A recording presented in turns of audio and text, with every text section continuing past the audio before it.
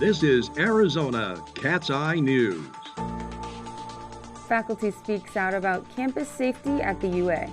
A 700-signature petition to the Arizona Board of Regents to take action. The comfort of furry friends eases students' stress ahead of finals week. We have the highlights of the ending of a remarkable NASCAR Cup Series season at the Phoenix Raceway. Good morning to all and welcome to Cat's Eye News. I'm Paige Johnson. And I'm Jennifer Zucker. We start out the newscast with a growing concern at the University of Arizona and Arizona State University following recent altercations between LGBTQ+ professors from both schools and Turning Point USA, a right-wing organization. We call on both universities to act immediately by banning Turning Point USA from all our campuses. In the most recent incident, an ASU professor was shoved to the ground, prompting serious discussions about the safety of faculty and staff at the UA. Reporter Zoe Montano with the evolving story. The Arizona United Campus Workers are presenting a 700-signature petition to the Board of Regents to take action. We call on both universities to act immediately by banning Turning Point USA from all our campuses and unregistering its affiliated student organizations. The call comes from two incidences. In April, Arizona Assistant Professor Harris Kornstein was confronted by Kaylin Dalmeda, a self-identified reporter for Frontlines, a media outlet of TPUSA. Do you have sexual attraction to children? Kornstein claims that they felt harassed, and Dalmeda did not leave until threatened with a call for UAPD. David, you can't run. It's best if you Months just later, in bullies or October, sodomized by people ASU like you, instructor right? David Boyles was also confronted and injured. Professors Kornstein and Boyles are listed on TPUSA's Professor Watch List, which has the mission to expose and document college professors who discriminate against conservative students and advance leftist propaganda in the classroom. The watch list features over 50 Arizona professors and over 300 universities nationwide. Professor Kornstein shared in an interview, "Not only does it take a mental health toll, but it also directly impacts our ability to do our work, knowing that we are being watched and followed." Concerns for faculty safety have surged at Arizona. Just last year, Professor Meixner was shot to death allegedly by a student following documented instances of threats and harassment. New safety measures have taken place since then. However, UA faculty still worry about not having a specific office responsible to address harassment. In October, ASU President Michael Crow shared that early this year he sought to remove ASU professors from TPUSA's list, but said he received no response from the organization. Kornstein wishes that UA would follow in Crow's steps, saying, "This isn't just an issue that affects me, but one that affects not just LGBTQ+ faculty, but many different faculty. Faculty of color, women, disabled faculty, faculty who come from historically marginalized communities." So far, TPUSA continues functioning as usual. In a statement released in response to the petition, Kate Gaw of Arizona's TPUSA chapter said in part, "As an organization, Turning Point USA believes in fostering open dialogue and diverse perspectives on college campuses. While we respect the right to peaceful protest, we also encourage constructive conversations that allow for a variety of viewpoints." When reached out to UAPD, they led us towards this victim's resource pamphlet, which tells the person to go somewhere safe, document any evidence, and seek medical care if needed. It also has resources for reporting inside and outside of the university. We will continue reporting on the story as it evolves. In Tucson, I'm Zoe Montano reporting. On October 5th of 2022, his life was taken when he was shot and killed by an alleged former student on UA's campus. Dr. Thomas Meixner, the distinguished member of the faculty in the Hydrology and Atmospheric Sciences Department. A year later, a memorial included moments of reflection as attendees paid their respects to the esteemed professor. Cat's Eye reporters spoke to the community after the service. It's just a weird feeling, I guess, just to remember that it's been a whole year since that happened, and it really it shook my students up last year. The Wildcat community is also coming together in other ways. Students for Justice in Palestine are showing their support by hosting university rallies across the nation. after states like Florida banned the student organizations from campuses. Cat's Eye reporter Leah Britton attended a rally at our campus and has the reactions. I was really proud of the students. I was really proud of their resilience, that after such a demoralizing statement coming out of the president's office, that they made the wise choice to postpone out of the interests and concerns for the safety of all their members, but they didn't give up. Mahan Nassar is the faculty advisor for UA Students for Justice in Palestine, a student group that had planned a rally on campus on October 12th. However, this statement sent out the night before by UA President Robert Robbins led to the postponement of their rally, a decision this SJP representative said was made out of fear for their safety. In the middle of that meeting, someone came and was like, there was an email sent out by President Robbins. And just I was reading it out to everybody that was there, and just like the ripple of shock across everybody's faces, it was extremely concerning. SJP responded with a statement of their own, emphasizing their independence from their national chapter and stating that President Robbins' letter, quote, fully displays the hostility and discrimination they have faced and their fight to uplift Palestinian people and call for an end of war, apartheid, and illegal occupation, unquote. I know that the people on this campus, both staff, faculty, and administration, are generally supportive of all of our students, regardless of their political views. And that's, again, part of what was so shocking, is that it was so out of step with the spirit of support that I normally see on this campus. That spirit of support was reinstilled in part by the campus community, like this statement released by the UA student government on October 26th. Still, President Robbins has not responded when asked for further question. For Cat's Eye News, I'm Leah Britton. Pima County Sheriff's Department arrested a local journalist while covering a pro-Palestinian rally at the UA Tech Park earlier this month. KJZZ reporter Elisa Resnick was detained for several hours before being cited and released. According to U.S. Press Freedom Tracker, Resnick's arrest marks the second time in recent months that American police have arrested a journalist at a pro-Palestinian demonstration. Mayor Rohina Romero will continue leading the city of Tucson. The Democratic representative and first Latina mayor of the Old Pueblo will serve until 2027. The city of Tucson was chosen as one of Little Amal's 40 stops across the U.S. Little Amal is a 12-foot puppet of a Syrian refugee child with a mission to draw attention to children fleeing war and violence.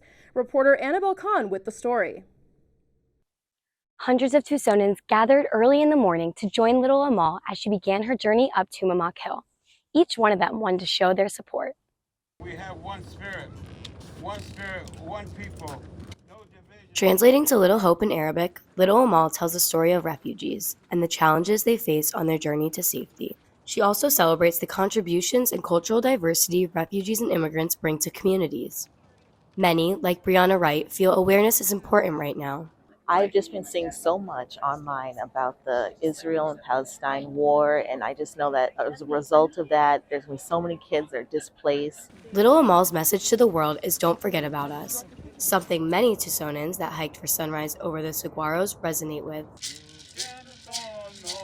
Halfway up the hike, Little Amal witnessed a land blessing by a representative of the Tohono O'odham tribe as a reminder that she walks on their ancestral land. This day that is actually one narrative from beginning to end. So if you are with us starting at like 5 a.m. this morning, by 5 p.m. tonight, you will have a story about Amal. Sophie Gibson Rush has been coordinating this visit since January, which included visiting the Children's Hospital and the U of A football tailgate. Little Amal finished her journey in San Diego. In Tucson, for Cat's Eye News, I'm Annabelle Kahn.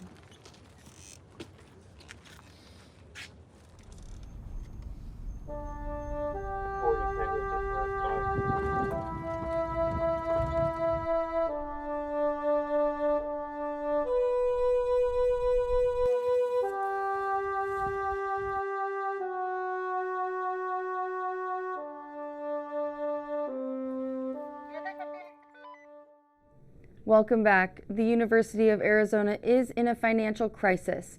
That's what the university president Robert Robbins told recently to the Arizona Board of Regents. Robbins acknowledged a $240 million miscalculation. According to the Arizona Daily Star, President Robbins told the Faculty Senate recently that there will be layoffs in the university's athletics department and an increase in ticket prices for football and basketball.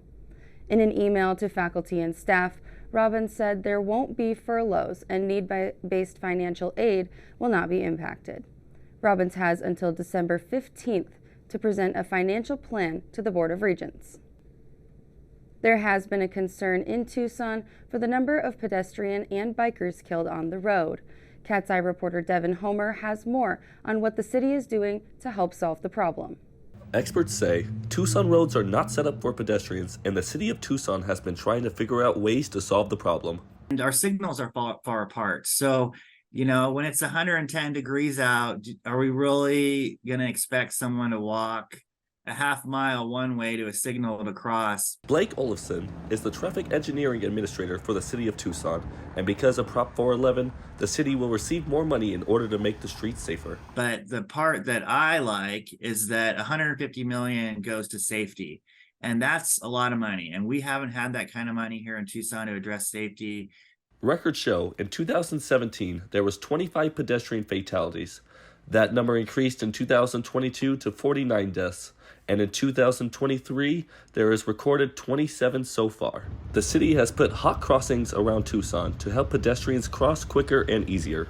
The city of Tucson has installed about 140 of these hot crossings where pedestrians don't have to wait that long and all they have to do is press the button and cross. I've been almost hit multiple times when I try to cross the street. I press the button, wait for the walk sign, and some cars just don't stop, which creates a dangerous situation for me and kids like me try to pass the street. Emery Devram is an international student at the University of Arizona and doesn't have the luxury of having a car in Tucson and has to walk to work and class every day. The city's hope is to have another 200 hot crossings in the Tucson streets in the next 5 to 8 years. For Cat's Eyes News, I'm Devin Homer.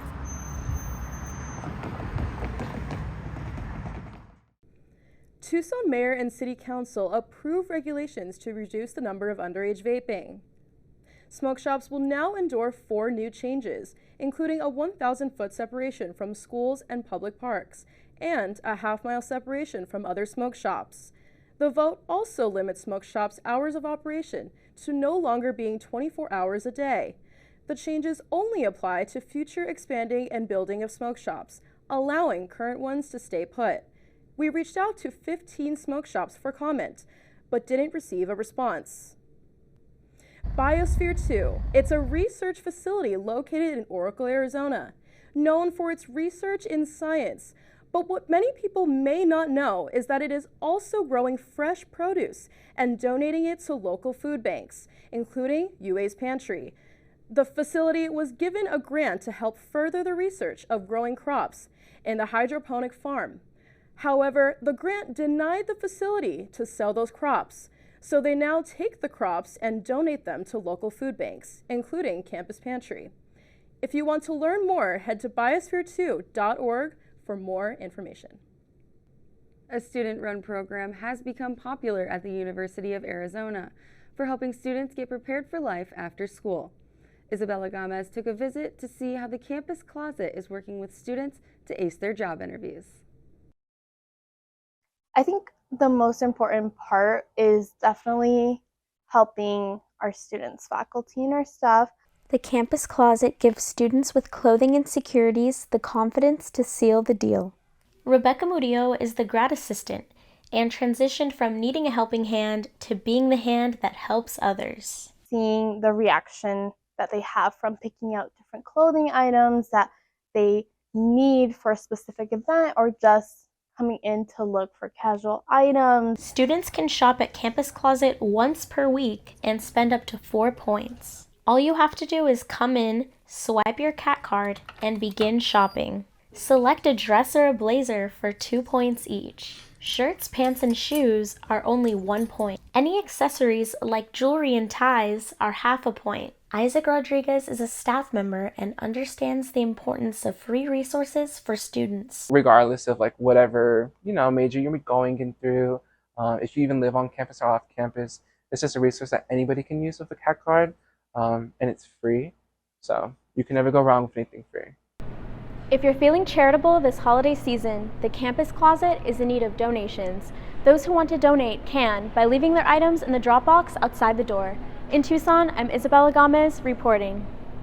Finals can be a stressful time for many college students, but some furry friends are offering a helping paw to combat the stress before the winter break. According to UA's Wellness Survey from 2023, 69% of students said their mental health negatively impacted their academic and social life. Paws for Pets and Dog Days with the Dean provide an opportunity for students to wind down and relax with trained therapy dogs. If you need some puppy love, take a break to visit these four-legged friends. To learn more, visit health.arizona.edu. An annual race in Phoenix brought together tens of thousands of some of the most devoted fans in the country. I had the opportunity to speak with some fans at this local event. Here's my report. Over 60,000 attendees. The postseason of the NASCAR Cup Series came to a close, right here in Phoenix. Many in the area gathered together to cheer on their drivers and create a sense of community in the city of Avondale. Each year, the biggest race of the season takes place at the Phoenix Raceway, where enthusiasts get more excited than ever to support their teams. The atmosphere was electric. It was awesome seeing all the passionate NASCAR fans come out to Phoenix Raceway. Max Mora, a newer fan to the sport, says he could feel just how strongly supporters felt for their favorite drivers. It was really cool seeing different people react to different overtakings and stuff, and also just seeing everybody just dialed in, wearing their headphones and listening to the race. With some of the most passionate fans across the nation, NASCAR means more to them than just a sport. We just really enjoy the camaraderie, the sport, the love. Everybody just comes together, and it's just a wonderful experience. As a fan of the sport for 2 decades, Karen, along with her family, made their 3rd trip to the Phoenix race this year. She is one of many who were just happy to be there, even if her favorite driver didn't win at all. So proud of this team. What an unbelievable year. What an unbelievable playoffs for us. And to have my family here winning my first Cup title, I got emotional in the car. I'm not a very emotional guy, but so cool. Thank you guys for coming. I hope it was an awesome show. Ross Chastain finished first to win the race, and Ryan Blaney took the NASCAR Cup Series Playoff Championship win with a 2nd place finish in Phoenix. In Tucson, for Cat's Eye News, I'm Paige Johnson. Keeping the momentum going, but now through music. Students are making a name for themselves attending school during the day, but DJing at night. Reporter Ellie Diebert spoke to a few student DJs here on campus about their inspiration and successes. A current trend of music is being sparked. According to a statistic released this year, only 32% of DJs are female, whereas 68% are male. Inside the walls of her apartment is where the world of mixing music happens for DJ Natalie Othick, a junior here at the university. Her music interest sparked from her dad, Trent Othick, who is an alum at the U of A. He was a DJ, and he DJ'd at a bunch of the parties when he went to U of A, and so just watching him do that, I really wanted to learn. And so over quarantine, I would just sit in his office with him, and we would play around with the board, and he would teach me everything. Trent finished his term as a student DJ in 1994. Natalie is currently DJing at events such as fraternity parties and preparing for an upcoming sorority event on campus. Her mission is to inspire other girls to put themselves out there and make a name for themselves. However, some student DJs work better together. Student DJs Ethan Cook and Noah Pavlik find their favorite performance to be at their fraternity house. I usually perform at my fraternity house most of the time, and yeah, I've performed at the fraternity house as well. Pavlik says he's always had a love for music, playing drums growing up. Additionally, Cook says his inspiration comes from his brother. Both of them regularly attend raves and music festivals to fuel their inspiration with more music. With a board and heart full of passion, these DJs produce music unlike others. For Cat's Eye, I'm Ellie Diebert reporting.